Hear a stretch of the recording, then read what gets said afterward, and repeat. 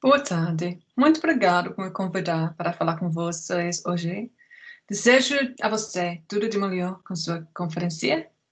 Meu português não é muito bom, então vou falar com vocês em inglês. So I want to do two slightly different things today. I want to talk about some research that I've done of apps as a way of accessing television. And then I want to reflect on my experience of setting up and leading different kinds of networks in ways that I hope are useful to your really exciting RedCom initiative. So to start with thinking about TV apps. The research that I'm going to present today is based on an article that I published this summer in Critical Studies in Television, which explores what I refer to as the appisation of television. The article builds on some of the research that I did in my book Online Television, which was published by Routledge in 2019. And in online television, I argue that television has shifted from a digital to an internet era. So the digital era of television, which is approximately from the 1990s to around 2010, we saw a massive increase in bandwidth and an explosion in the number of television channels. The internet era of television, which starts to emerge around the 2010s, sees by contrast, the convergence of television and the internet, and with that, an increase in the number of video on demand services. But there are two other characteristics of the internet era that I didn't explore in online television, and I want to explore today. The first is the rise of what Jonathan Zittrain refers to as information appliances. These are things like smartphones, tablets, smart TVs, connected devices that are used for watching television. So television has moved from the television set to a wider range of devices. And these information appliances deliver television and video on demand services through apps. So apps have become a key way in which we access television. So I argue that the internet era of television is leading to the appization of television. That is, the emergence of apps as a mainstream means of accessing television services and content. So we can think about appization as being driven by the viewing of television on connected TV sets, smartphones and tablets. And I had a little look at the data in Brazil to see the extent to which this drive is also happening in the Brazilian context, given that the article is written in the UK context. So Statistica reported that in 2018, 64% of Brazilians stated that they owned or used a smart television set, and that was up from 29% in 2015, so really massive increase. And Forma claimed that in 2019, 1 in 4 Brazilians had a personal computer connected to their primary TV screen, and that 35% of them claimed to mostly use smart TV apps to access video content on their primary television. And in 2018, well, we know that Brazil is a country of smartphone users, and Brazilians spent 20 billion hours watching streaming videos on their smartphone, which have gone up 130% in 2 years. So there's certainly evidence to suggest that accessing video content on smart TVs, connected devices, and smartphones and tablets is an increasing feature of the Brazilian media ecology, as well as that in the UK and elsewhere. So if we want to understand the role of apps in this new TV ecology, we need to think a little bit about what apps are. And I think one of the most helpful ways of thinking about apps is as the software through which content is primarily delivered to information appliances like smartphones, tablets, smart TVs, digital media players, and games consoles. So the primary way in which these kinds of appliances deliver content is through apps. And apps are a particular kind of software in this context. Now, these information appliances, as Jonathan Zittrain argues, offer less capacity for unfiltered contributions from varied audiences than the PC. So the PC is what's generative technology. It's much open, it's open to being hacked, but it's open to a much wider range of uses. By contrast, information appliances like smartphones and smart TVs and digital media players, they're not open in that way. There's far less capacity for us to make unfiltered contributions, or contributions that are contrary to those that were designed into them by the manufacturer. So information appliances tend to restrict usage to that which the manufacturer envisaged. So Dalbs and Mazzaroli say, in contrast to the, quote, openness, interconnectivity and accessibility that were fundamental characteristics of Web 1.0, apps silo users and content into specific contained spaces. This means that apps tend to be standalone and self-contained forms of software. They're designed to perform specific functions. If we think about the smartphone, we have a different app for messaging a friend to the one we have for watching television to the one we have for playing a game. So apps tend to be designed to perform specific functions, and what we can do within those apps is kind of siloed within those apps. A final characteristic of apps is one that Mondero talks to and speaks to, which is that apps function as informational commodities. So apps are things that we buy directly. Sometimes we pay for them directly, sometimes we pay for them indirectly.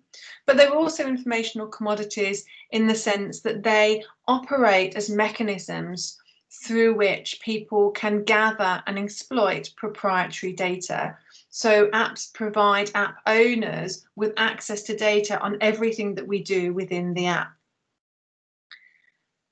The final point about apps is perhaps a slightly more positive one, which is that apps have lowered the barrier for entry into software development.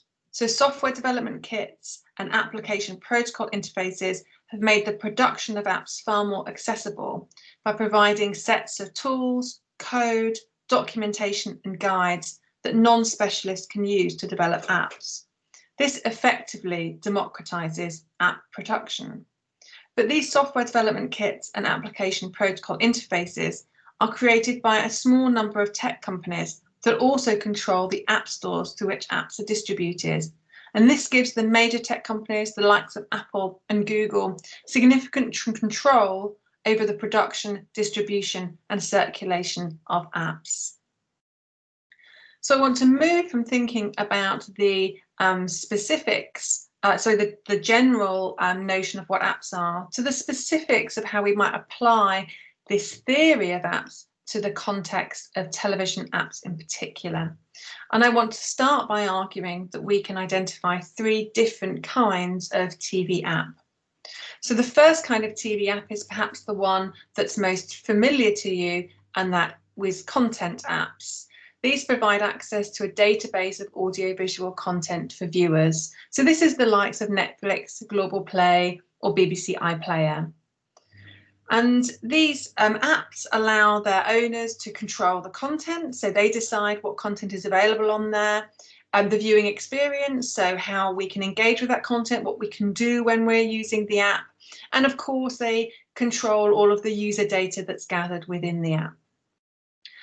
The second type of app is discovery apps. Now these are perhaps less familiar than the content apps, and I don't know if these apps operate in the Brazilian market. But these are apps that enable search and filtering of the catalogues of content apps. So one of the issues with content apps is that they silo content in one space. They make it quite difficult for us to search across. So when we do a search of using Google, of the web, we can search within websites, but Google doesn't search within apps. So we need specific pieces of software that enable us to see what's within the apps of different kinds of content apps, and that's where discovery apps come in. So Just Watch, for example, collates all of the information about what movies and television programs are in a range of different kinds of apps. And then it allows you to search to see where different content is available, or to browse and think, oh, I would like to watch that. Is it on an app that I own? And you can see which app it's available on. So the owners of these kinds of apps, they control the discoverability of content within third-party content apps. And the final type of app is aggregator apps. Aggregator apps can be seen as a hybrid of content and discovery apps. So they provide access to a database of audiovisual content, but they also enable search and filtering of other content apps. but perhaps also more importantly, they differ from discovery apps in that they also allow you to view programs from third-party content apps within their app themselves. So this would be the likes of Prime Video, now provided by Claro in Brazil, and the Apple TV app. So these app owners, like content apps, they control content and viewing experience, and they control user data collected within their app.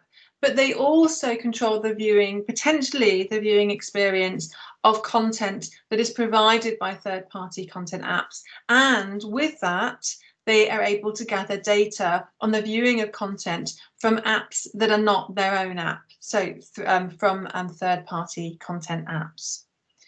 These three different types of apps map onto different types of business. And in online TV, I draw out different kinds of businesses that are operating in the online TV industry. And content apps are produced and managed by what I term in online TV to be content businesses. These are businesses whose focus is the creation, acquisition and dissemination, distribution of audiovisual content to users. So like Netflix, Global, the BBC. Discovery apps are produced and managed by digital startups. So the companies that are behind Just Watch, Real Good and Yidio are not companies that operate in other areas of the television industry. They're digital startups that have seen a gap in the market that they've moved into. Aggregator apps are produced and managed by technology businesses. So these are large businesses like Amazon, Claro and Apple, who, like content businesses, they acquire television content often, and they certainly distribute that television content to viewers. But unlike the owners of content apps, so unlike content businesses, they also control and own the technological infrastructure needed to access online TV. So in the case of Amazon, that would be the likes of the Amazon Fire TV Stick, also some of the web services that they provide behind the scenes, the content discovery networks and so on. The likes of Apple, it would be devices again, or Claro, it's the telecoms infrastructure. So these different kinds of apps map onto different parts of the industry. So what are the benefits of apps to television providers? Why might it be in the interest of television providers to provide television programs through apps? Well, firstly, and I've alluded to this already, apps create a contained space for television viewing. When we're in the app provider controls what we do and what we can do and what we can see, and it sort of removes other distractions. Apps enable TV providers to control the selection and organisation of content for viewers, so they can shape the viewing experience, and they can do that also through interface design. So not just what we see, but also how it's presented to us, what is prioritised for us, what we can search for, what we do in the app. As I've already mentioned, apps provide access to individual and proprietary user data that can inform content acquisition, production and promotion. And finally, apps can, they don't always, but they can offer the possibility to provide viewers with identical and seamless viewing experiences across multiple devices. So it's possible for you to say, start watching something on a smartphone app and then come home from work and pick it up exactly where you left off on your Smart TV app. So they're sort of seamless experiences. And finally, apps enable notifications to users. Thinking about the benefits of the TV apps and what those benefits are to providers allows us to draw out some of the ways in which apps are operating within a particular kind of economic model. And this is an economic model that borrows from or can be maps onto that which José van Dijk, Thomas Poole and Martin de Waal argue characterises how platforms like Google, Apple and Amazon operate. So these terms of datafication, commodification and selection are ones that Van Dijk and all argue are the ways in which platforms operate. We can see that these also apply to apps. So if we think about datafication, Apps allow user behavior to be captured within the app and turned into actionable data. That data is then commodified, so it can be traded to third parties, but it also can be used to inform the production, acquisition, marketing, and delivery of content. And finally, that user data shapes the selection of content, both in terms of the selection of what content is produced and acquired, but also how that content is selected, ordered, and prioritized within the app itself. So our own selection of content within those different kinds of apps. So effectively, what I'm arguing here is that the rise of TV apps is making the mechanisms that underpin the platform economy more important to the economic workings of the TV industry.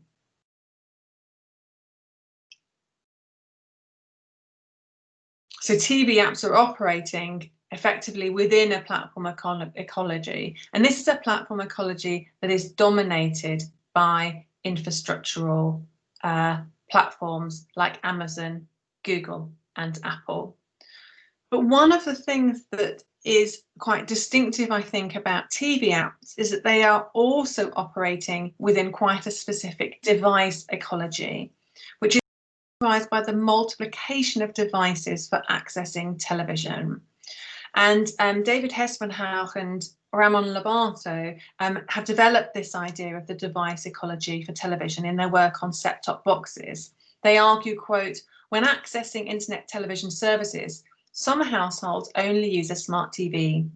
Others will use a dumb TV with an attached set-top box or streaming media player. Others will have a full range of peripherals, including smart TV, streaming media, set-top box, smart speakers, and so on. Each combination of devices introduces specific issues of interoperability and integration. So we have quite a complex device ecology within which apps are circulating, alongside this platform ecology driven by datafication, commodification, and selection. So we can see that platforms, device manufacturers, and app providers are competing, or at least in negotiation, to control our access to content, viewers, and data. So in the next slide, I've tried to map out what these relations might be around some of the key stakeholders. So our key stakeholders here are the platforms, the pay TV operators, and the content providers, and they're here in a sort of deep pink. And the lines indicate the sort of areas or connections around the parts of the ecology that those different players control. So we can see that platforms have a dominant position within this marketplace. So if we think about the sections in blue, which is devices, devices control the preloading of apps, the prominence of apps within the device infrastructure, excuse me, and the prominence of content as well as search and recommendations. And most platforms are producers of some kind of technology, whether that's digital media players, smartphones, tablets, smart TVs, even laptops that can be connected to television sets. In addition, some platforms are involved in app stores, so particularly Google and Apple here. And app stores control the production, distribution, and circulation of apps. If you want an app to be in Apple's App Store, you have to abide by Apple's quite strict rules about how that app should be designed. And obviously there's a gatekeeper role that they play as well in terms of making those apps accessible. So both through devices and also through app stores. And as we've seen, platforms also are producers of content apps and aggregator apps. The second player that we've got here are paid TV operators, also telecoms. They also operate in the realm of both devices and apps, but in a less extensive way than platforms. So pay TV operators provide set-top boxes and then control the infrastructures of those set-top boxes.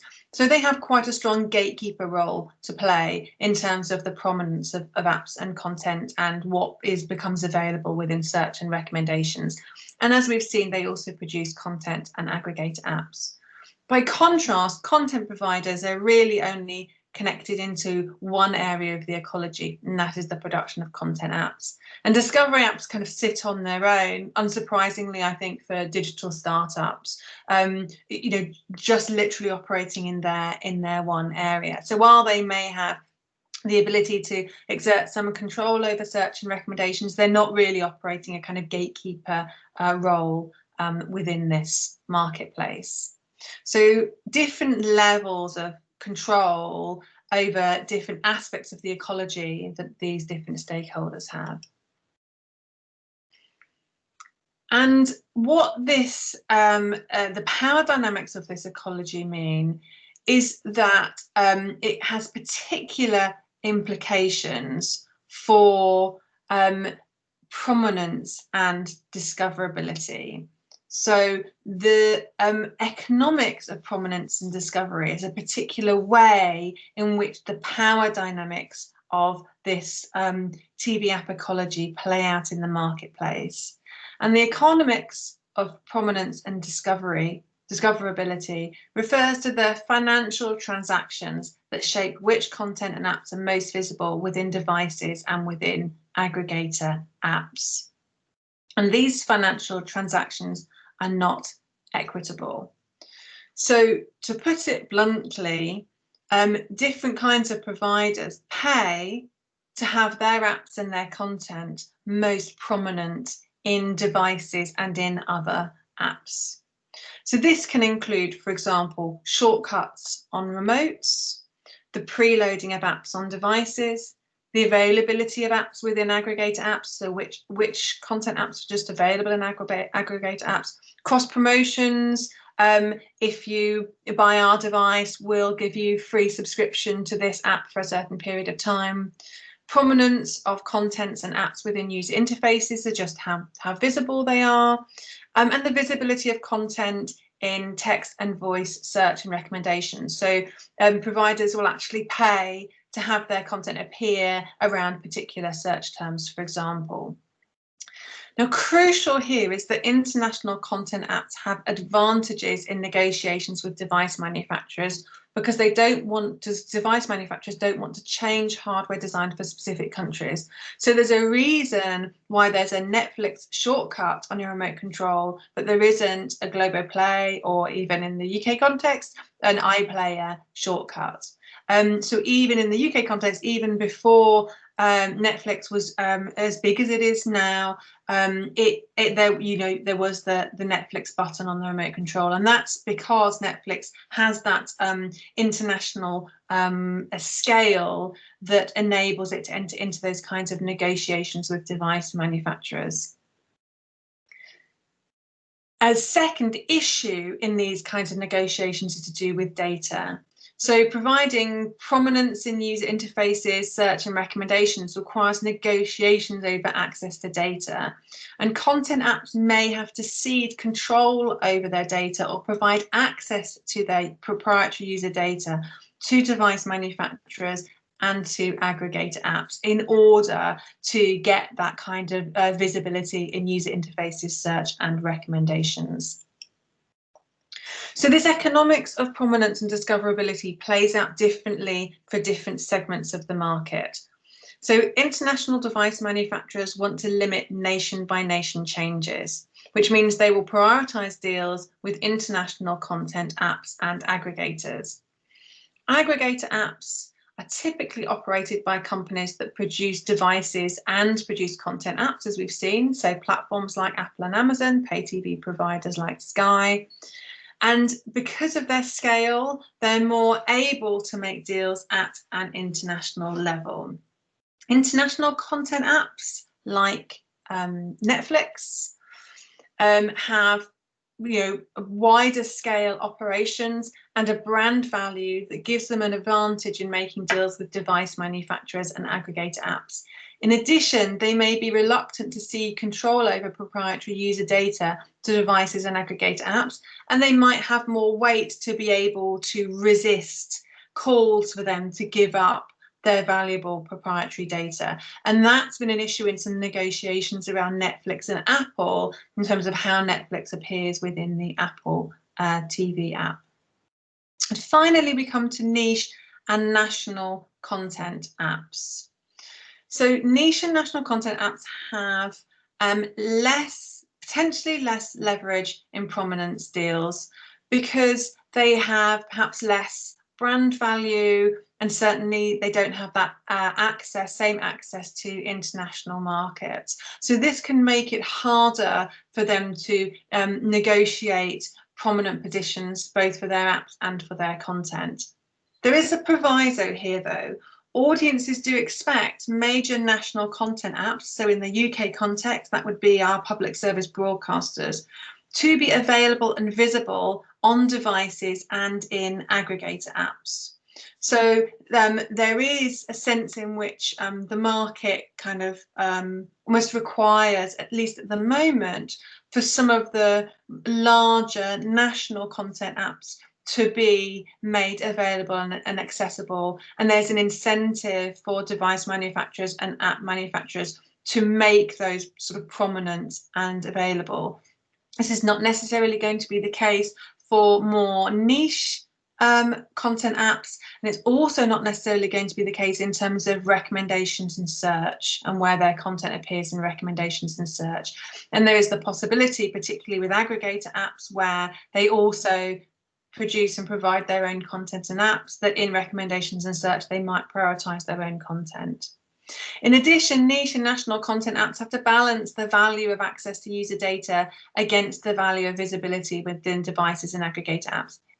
They probably would have to cede more access to data, and they don't have the same ability to resist the demands for data that perhaps an international content app like Netflix might have. So to summarize, the rise of information appliances as a ways of watching TV makes apps central to the TV ecology. And this has been really overlooked in the literature on internet connected television and on-demand television, including in my own work, previous work in this area. Apps silo content and users within self-contained spaces, and this makes discoverability a key issue. And as a consequence, an economics of prominence has emerged that informs which content services and apps are most accessible and easy to find.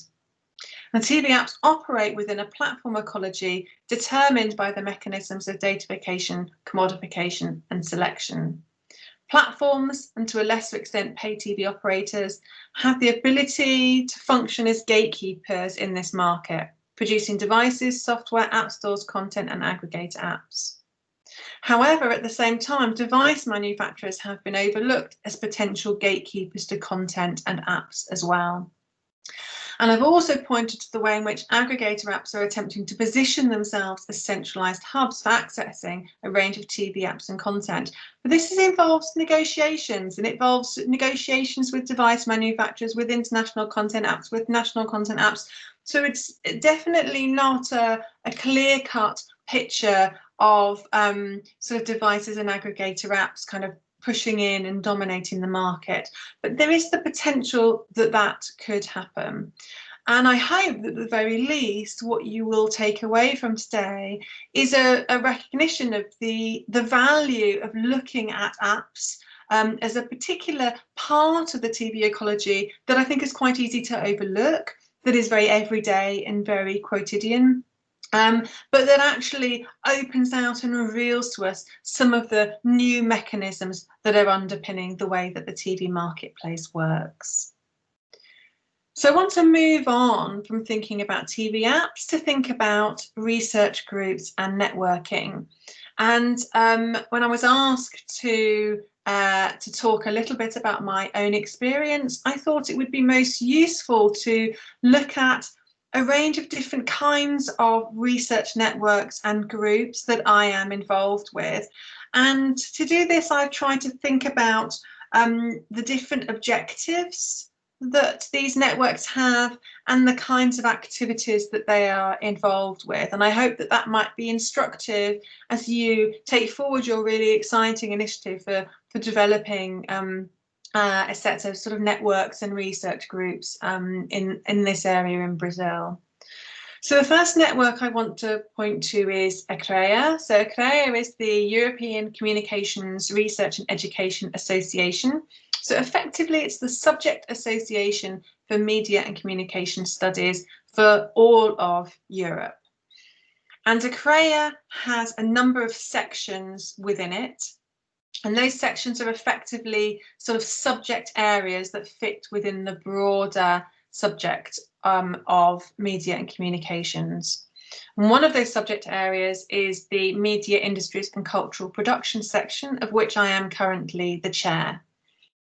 So ECREA as an organisation is an international organisation. It's the European Subject Association, but it welcomes members from beyond Europe. And ECREA as an organisation has thousands of members, and as a section, our membership numbers vary over time, but we generally tend to have members in the hundreds rather than in the tens or whatever. So we're talking about a large, relatively large scale network here. I think there are three primary objectives that ECREA, and in particular the media industries and cultural production section, have. The first and most obvious one would be subject leadership. So I think the job of subject associations is to be leaders and advocates for their subjects. And the second is to bring scholars together. So under that banner of subject leadership, one of the ways in which that leadership is exercised is to provide spaces in which scholars within that subject can come together and share new research, and to support early career researchers entering into and sort of becoming members of that scholarly group for the first time. And the primary activity that ECREA uses is the organisation of annual conferences. And I thought I'd just say a little bit about how subject leadership works through the organisation of annual conferences. So ECREA has a large conference that brings together all of the different sections that happens every other year. And at that conference, each section is responsible for organising the programme for its own part of the conference. So that gives the sections quite a significant responsibility, I think, in terms of subject leadership. So sections will write a call that fits with a larger call that ECREA puts out. They will review, so myself and my co-chairs, and will invite a group of experts to review the submissions that come in and make the selections and put together the programme for our own subject area. And ECREA has a process by which it reviews the sections, so how viable and how vibrant are they, and allows new sections to develop. So the media industries and cultural production section is one that's developed over the past few years in recognition that this was a sort of growing and important and increasingly sort of vibrant and recognised subsector of media and communication studies as a discipline. So the large organisation has I think a responsibility for making visible certain areas and subject disciplines within media and communications more generally. And in our selection of papers and putting together the conference programme, we are contributing to how that subdiscipline is kind of defined.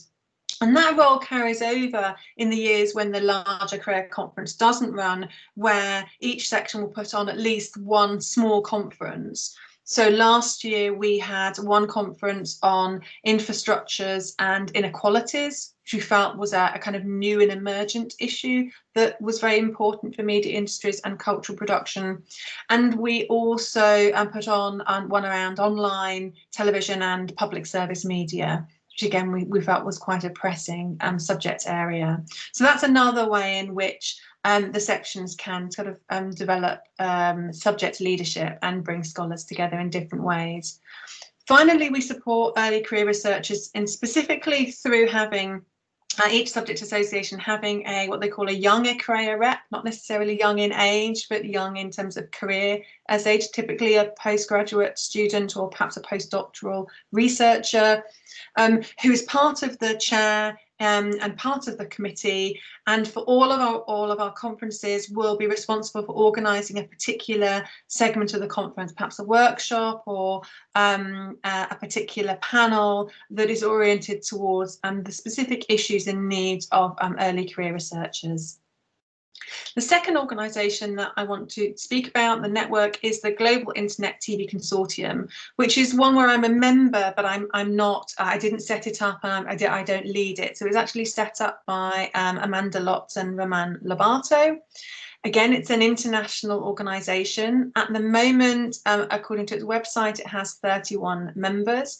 And really, this functions as quite a specific network of research scholars with a very particular goal, which is to generate and share grounded and comparative insights into internet distributed TV around the world. And it stemmed from the recognition that we needed ways of comparing how internet distributed television operated in different contexts. And it initially came from wanting to understand how Netflix operated in different countries. So how do we understand this global thing when we can only see it from our own countries? But has since broadened out to also look at national and regional internet distributed television services.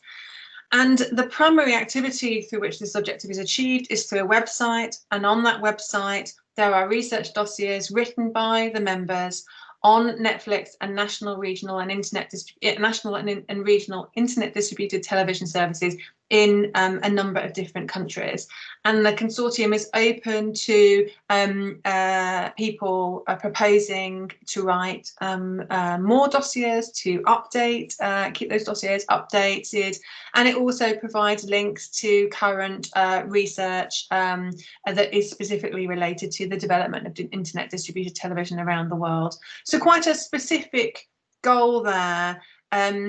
With a network whose activities are primarily around the sort of writing and sharing of research through a website. The last two networks that I'm going to talk about are really new initiatives that we're developing at the University of Huddersfield, and they're much smaller in scale than the two networks I've talked about so far.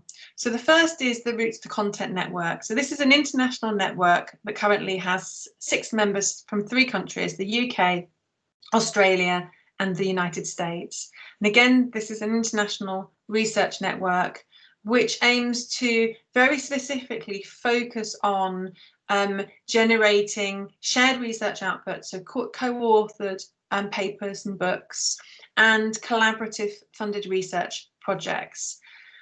It's a network that stems out of existing relationships that myself and colleagues at Huddersfield had with scholars in Australia and the US. And it stems from a piece of research that we started doing in Huddersfield to investigate how people find and make decisions about the television that they want to watch, and building on some of the things I was talking about today around sort of apps and gatekeepers and prominence and discoverability. We realised that research that we were doing, other colleagues in Australia and in the States were either doing, about to do, or interested in doing similar research.